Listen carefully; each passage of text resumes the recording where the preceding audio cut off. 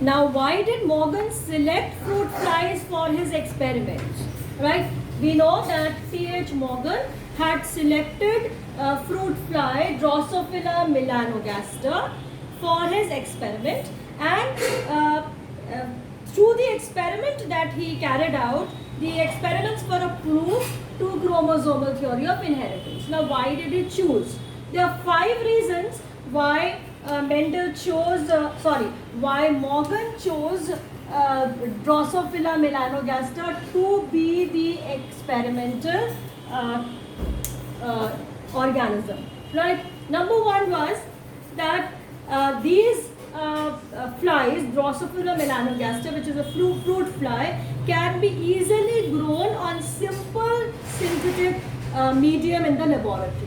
So not much of complex materials were required for the growth of Drosophila. Then they had a very short lifespan of about 2 weeks only. Right? So another reason was these flies having a short lifespan of only 2 weeks. Then a single mating could produce large number of offspring. Right? This arrow means large. So large number of offsprings could be produced by one single mating, and then males and females are separate with clear-cut differentiating characters. Right? So there were certain characters which would be present only in males and certain present on only females. Right? So they could be easily recognized. Right? So sexual dimorphism is found in them. Good sexual dimorphism. And then the last point is that large numbers of easily recognizable characters are present. So many characters which can be easily recognized, and of course large in number means there are many characters. Now we come to the next concept, that is the concept of genes. What are genes? We know that the term gene the term gene was given by the scientist Johannessen in 1909. What are actually genes? Genes are actually the Mendelian factors. And according to the modern concept, gene is the segment or a part or length of the DNA. Right? Gene is a segment, a piece of DNA. Right? So now why is it important? Because it contains information for the formation of a specific character. Right? So one gene, let's say the color of the skin. Right? So it contains information for a specific character. So whatever we are actually the result of the genes, because it is the genes that contain those factors. So genes code for a particular, now how does it work? Every gene codes for a particular protein, and this protein in turn gives the formation of a character. Right? So a gene, it codes for a protein, and it is this protein that codes for a particular character. Right? So that is how it works. So as chromosomes are transferred from one generation to the next generation along with gametes, along with the gametes, the genes are also the characters that are transferred from one generation to next generation. Why? Because the genes are a part of DNA, and DNA is found inside the chromosome. So when through the gametes the chromosomes are transferred, the genes are also transferred. Now what is the modern concept of the gene? Is that genes are made up of DNA, just now we discussed. Right? DNA gives rise to chromosomes on condensation. So genes are present in the chromosomes. The location of genes, we've already discussed this point also, is in a chromosome is highly specific. It is fixed. On a particular position, the gene is present always. So the position is fixed. Right? Chromosomal aberrations, which we will talk about later, that is mutations, crossing over, can change the position of the genes. Right? Then the number of gene is much more than the number of chromosomes. You should know that, right? So a given chromosome may contain many genes. One chromosome may contain many genes. So the number of genes is more as compared to the number of chromosomes. The genes of homologous chromosomes, here these are homologous chromosomes, right? The genes of the homologous chromosomes, when if we talk about, let's say, the position that they occupy, right? So the position of the gene is, we can say, identical, right? So the genes of homologous chromosomes which occupy here same position here, right? Or in other words, we use the word locus. They are identical in their functions, right? So they contain the information of the formation of same character, right? Alleles are there, but the character, let's say, color of the flower, right? So the gene that is coding for the color of the flower is present in one of the pair of the homologous chromosome here. This is the locus. Then at the same position, the gene that is coding for the color of the flower will be present on the other pair of the homologous chromosome. We know that one of the pair of the homologous chromosome is from the mother and the other is from the father. So they are present at the same position, right? And they will be identical in the character that they are coding for, right? So here we are talking about the character of the color of the flower, right?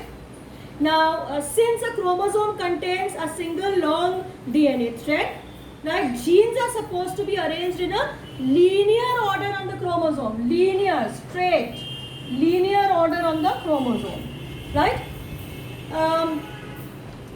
We already know about the alleles, right, of the homologous pair, right? So the two genes that we were talking about here, they are called alleles, right?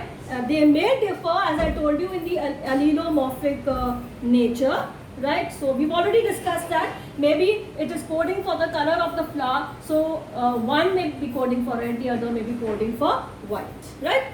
So genes may undergo sudden change in their expression also, right? We will talk about these sudden changes, right? So such changes, the sudden change that a gene undergoes, right? One character, one expression it is giving, and something happens and it gives another expression instead of the old one. So that's a sudden change which is referred to as gene mutation, right? So it can happen that genes get mutated, and genes contain the message, we know, that for the formation of a particular protein or polypeptide chain, and the transfer of genes to the next generation also transfers the message contained by the genes, right? That is why the genes are known as the units of heredity, right? So what are the genes? The genes are known as the units of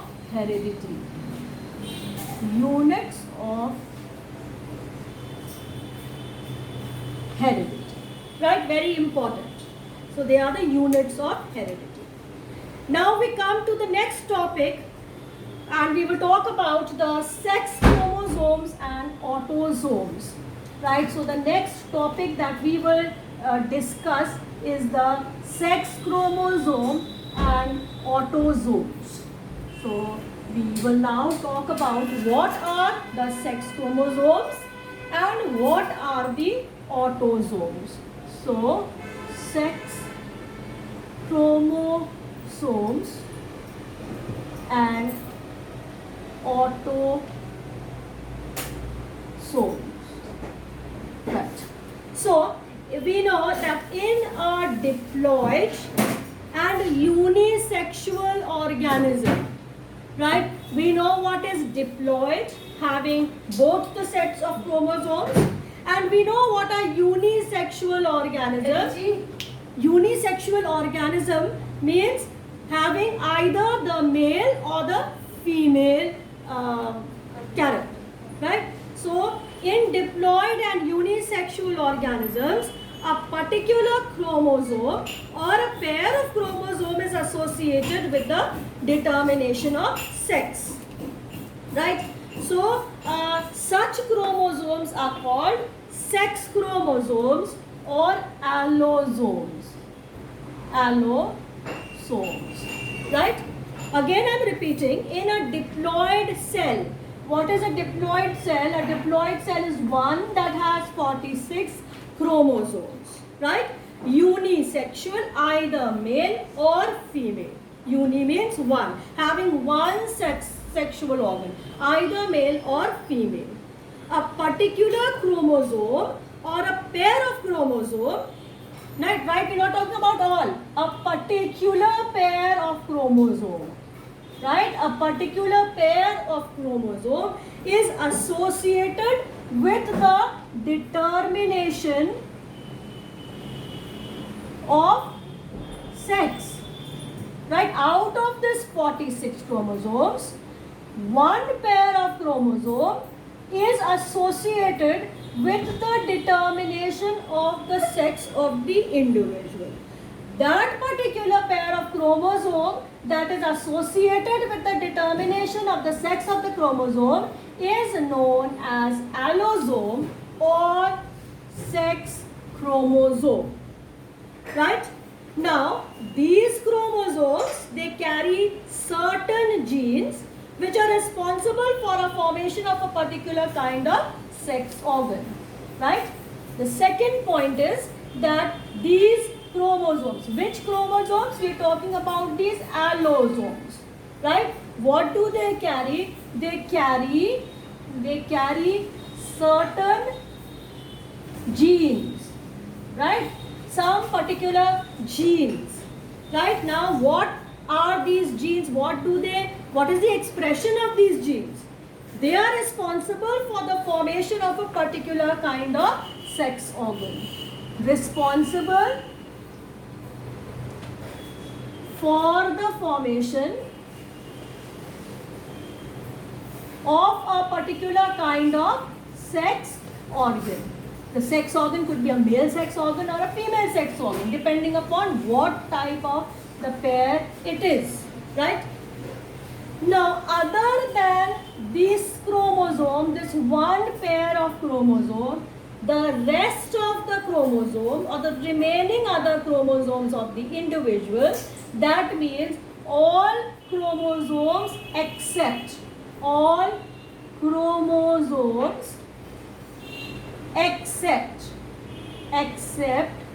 the sex chromosome, or also known as allosome, except this, all the other chromosomes are known as autosomes.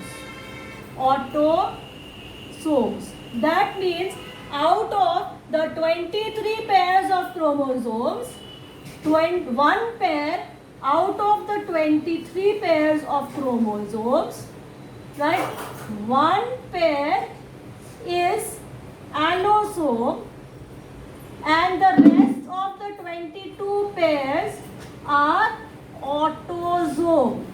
This is what this third point is speaking, right? So in man, we know that there are 23 pairs of chromosomes.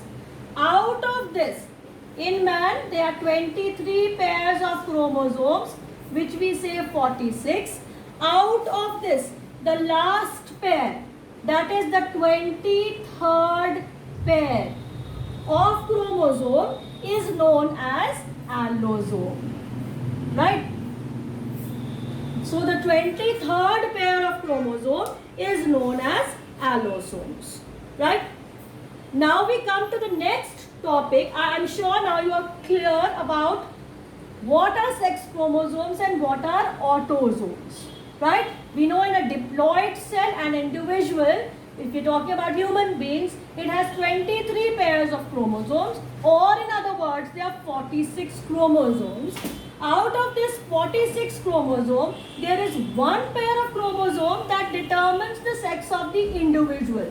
And that pair of chromosome which determines the sex of the individual also carries certain genes that are responsible for the formation of sex organ. Now this pair of chromosome that is responsible for the determination of sex and carries genes for the formation of sex organ are known as allosomes or sex chromosomes, and this is the last pair of chromosomes, that is the 23rd pair of chromosomes. The rest of the 22 pairs of chromosomes, or in other words we can say 44 chromosomes, are known as autosomes, right? And now we move on to the next topic, that is sex determination, right? So you are aware now of what are sex chromosomes, right? And now we talk about, you know what are sex chromosomes, you know what are autosomes, and now we will talk about sex determination, right? So in unisexual organism, one sexual cell having one sexual organ, the mechanism that determines the formation of a particular sex, whether the person is a male or a female, is known as sex determination, right? So the sex determination in unisexual organism, the mechanism, we are talking about the unisexual organism, the mechanism, the method by which we determine the sex or the formation of a particular sex, either male or female, is known as sex determination, right? Now what is the basis of sex determination? Sex of the individuals in different organisms is determined by several methods, right? There are different methods by which the sex of the individual can be determined. So here chromosomal or genetic mechanism we will be talking about, right? So we will be talking about the chromosomal, let's say the genetic method or mechanism of sex determination, right? Mechanism of sex determination, right? So we are talking about the chromosomal or the genetic method or mechanism of sex determination. Now, the chromosomal theory of sex determination was proposed by E.B. Wilson and Stevens, right? So the chromosomal theory of sex determination, we are talking about the determination of sex through the chromosomes or the genetic method way by which the sex can be determined. So the chromosomal theory of sex determination, this was proposed by E.B. Wilson, right, and Stevens. They proposed the chromosomal theory of sex determination between 1902 to 1905, in between these years, right? This was further extended by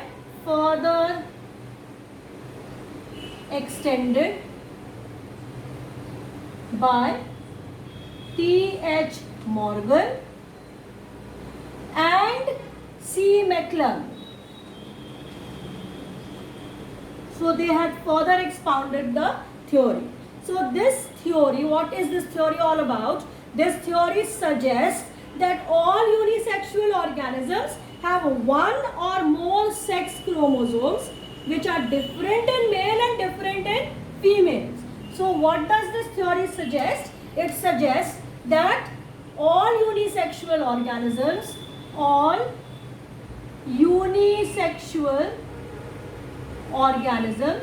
have one or more sex chromosomes, right? So they have one or more sex chromosomes, and these chromosomes are different in males and females, right? So they are different in males and females, right? So in both they are different.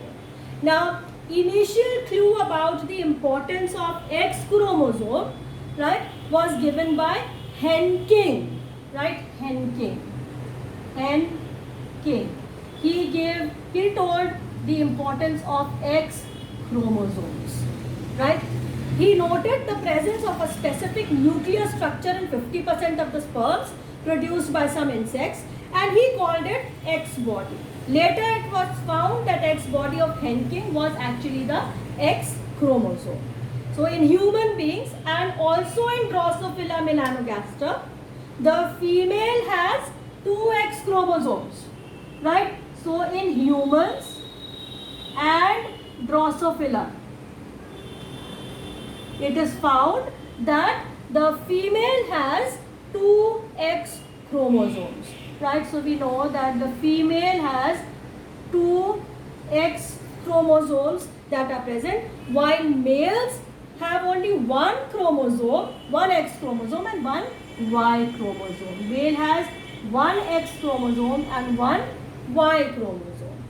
Therefore, females produce only one type of gametes, X chromosomes, while males produce 2 types of gametes. We are not talking about the number, we are talking about the types, right? So, in females, we can say the females produce only one type of gamete, which is the X gamete.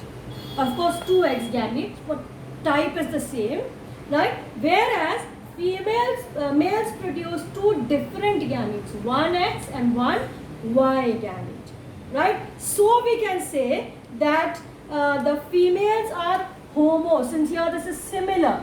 So we can say that females are homogametic, whereas males are heterogametic,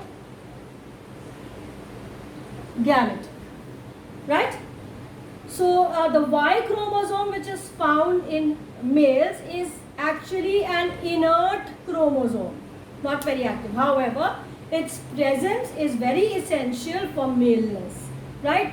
And the recent studies suggest that the Y chromosome in males, found only in males, right? For maleness, this Y chromosome is important, right? So this Y chromosome bears a gene that is called STRY gene, right? It bears a gene called STRY gene, right? SRY, STRY gene, sex determining region of the Y chromosome, right? Which codes for a protein called TDF. Now this codes for a protein which is known as TDF. What is TDF? Testes determining factor, right? TDF is required for the development of testes in male sex. Its absence leads to the development of female genitalia, right? So that's about the basis of sex determination, and we've talked about the chromosomal theory of sex determination, right? Now there are different cases that we can study about in determining the sex, right? So let's talk about quickly. We will do the different cases, right? So number 1, we'll talk about cases where female is homogametic and male is heterogametic, right? So female is homogametic, the first one, and male is heterogametic. We call it XXXO type. Homo, same, this is female, this is different, so that is male. Now in this case, female produces only one kind of gamete, right? So let's say here this is female and we write here male, right? And 2 sets of autosomes, right? Plus XX, that is how we represent, and here 2 sets of autosomes plus XO, right? That is what we are showing. What are the gametes? The gametes would be A, autosomes plus X, and the other would be again autosome plus X, right? Then in males, the gametes would be autosome plus X as one, and the other would be autosome plus O as the other, right? Now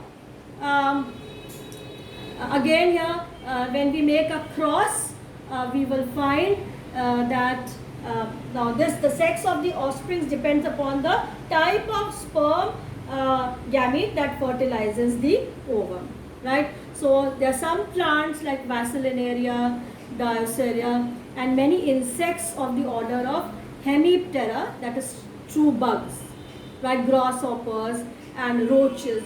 In them, this is found, right? So you can easily, make a cross and find out what would be the offspring. So depending upon which sperm carrying what chromosome happens to fertilize the ovum.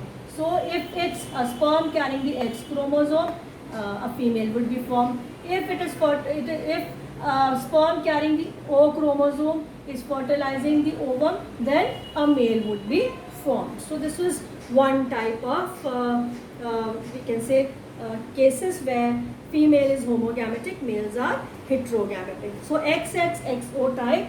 The other that we study is again under the same category, female homogametic and males heterogametic. So what we see here, in some plants and in some insects this is found, right? The other one is XX and XY type, right? So in this case, the female produces only one kind of gametes containing X chromosomes, but males produce two kinds of gametes, one X and one Y chromosomes. So the sex of the offspring again depends upon the type of sperm which fertilizes the ovum. So this type is found in man, it is found in Drosophila, right? And it is also found in angiosperms, right? So it is found in these. Now there are also cases, all these crosses you can just make and see. Then there are cases where males are homogametic and females are heterogametic, right? So then the second category would be where males are homogametic and females are heterogametic, right? So under this, in this cases what happens, the female is heterogametic, two different gametes, produces two types of gametes, whereas males are homogametic, they are producing only one type of gametes. And to avoid confusion, instead of writing the letters X and Y, we use the letters Z and W, right, respectively for X and Y. So under this we have the ZO and ZZ type. You can make a cross and see, right? In this case the female produces two types of X, right? One with a single Z chromosome and the second without any sex chromosome. This is the female.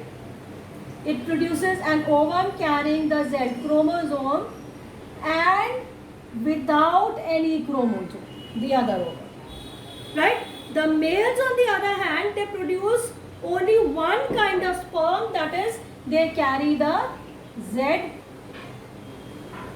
chromosome, right?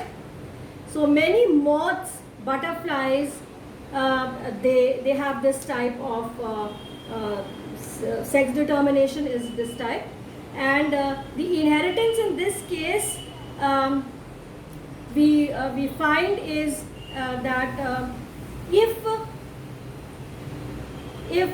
a Z chromosome of the male fertilizes the Z chromosome of the female, then in this case a male is formed, and if it is fertilized by the gamete carrying no ovum, no chromosome, ovum carrying no chromosome, then in that case a female is formed, right? So in this case, if we just draw the cross, let's say here ZO ZZ, so this would be ZZ, again this would be ZZ, this would be ZO, and again this would be ZO, right? So males, they are homogametic, and females which are heterogametic, right? And we just do one more type of sex determination. Other than this is another case where we will talk about ZW and ZZ type, right? Case number 2, ZW and ZZ type, right? So in this case, the female produces two types of eggs, one with single Z chromosome and the other with single W chromosome. So this is of course a female because females are heterogametic. So two types of, right, gametes carrying two different types of chromosomes, and the males on the other hand, they produce only one type of gamete. So they produce both, they are homogametic, so one type, ZZ. Many fish, reptiles, many birds, many plants also, they have this type of sex determination, right? So again, if it's the offspring has a heterogametic